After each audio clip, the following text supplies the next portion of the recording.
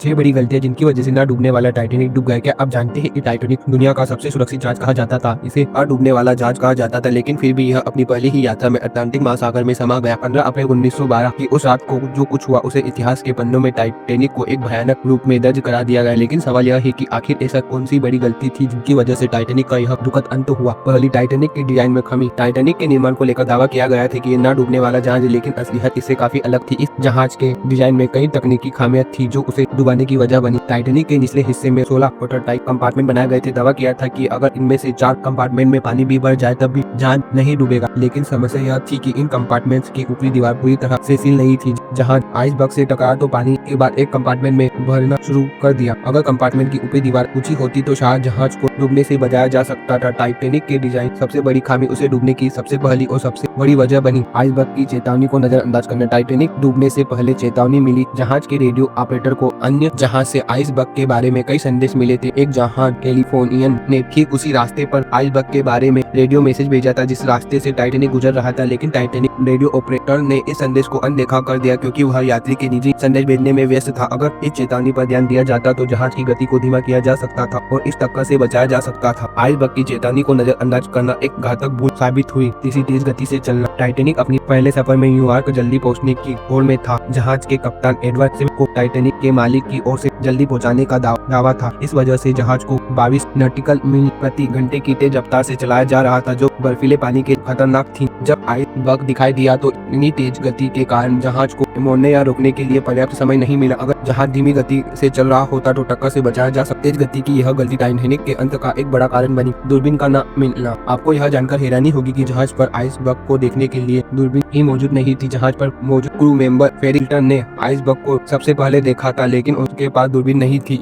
जिससे आइसबर्ग को पहले से पाना मुश्किल हो गया था। दरअसल दूरबीन का लॉकर बंद था और उसकी चाबी एक ऐसे अधिकारी के पास जिसे आखिरी समय में जहाज के सफर से हटा दिया गया था। अगर क्रू के पास दूरबीन होती तो आइसबर्ग को दूर से ही देखा जा सकता था और समय रहते जहाज को मोड़ा जा सकता था। दूरबीन जैसी मामूली चीज की कमी ने टाइटैनिक की किस्मत पर बड़ा असर डाला। 5वीं, लाइफ बोट की कमी। टाइटैनिक पर 2224 लोग सवार थे, लेकिन जहाज पर केवल 1187 लोग के लिए ही लाइफ बोट उपलब्ध थी। टाइटैनिक के डिजाइन में 64 लाइफ बोट रखने की जगह थी, लेकिन जहाज पर केवल 20 लाइफ बोट रखी गई थी। जहाज के मालिकों को लगा कि अधिक लाइफ बोट से जहाज की खूबसूरती को नुकसान पहुंचेगा। इसके अलावा जब जहाज डूब रहा था तो लाइफ बोट को भी सही तरीके से भरा नहीं गया। कई लाइफ बोट आधी खाली थी क्योंकि क्रू को सही तरीके से उन्हें भरने का निर्देश नहीं दिया गया। अगर सभी लाइफ बोट को ठीक से भरा जाता तो सैकड़ों और लोगों की जानें बचाई जा सकती थी। लाइफ बोट की कमी और गलत प्रबंधन ने इस हादसे को और भी भयानक बनाया। छठा, कप्तान एडवर्ड स्मिथ की गलती भी इस हादसे का एक बड़ा कारण बनी। कप्तान स्मिथ को अनुभव था कि बर्फीले पानी में जहाज की गति कम करनी चाहिए, लेकिन उन्होंने ऐसा नहीं किया। आइसबर्ग की चेतावनी मिलने के बावजूद उन्होंने गति कम करने के बजाय उसे बनाए रखा। टकराव के बाद कप्तान स्मिथ ने क्रू को तुरंत उच्च निर्देश नहीं दिए, जिससे यात्री को लाइफ बोट तक पहुंचने में देर हो गई। अगर कप्तान ने सही समय पर सही फैसले लिए होते तो शायद टाइटैनिक को डूबने से बचाया जा सकता था। कप्तान की गलती ने टाइटैनिक को गहरे पानी में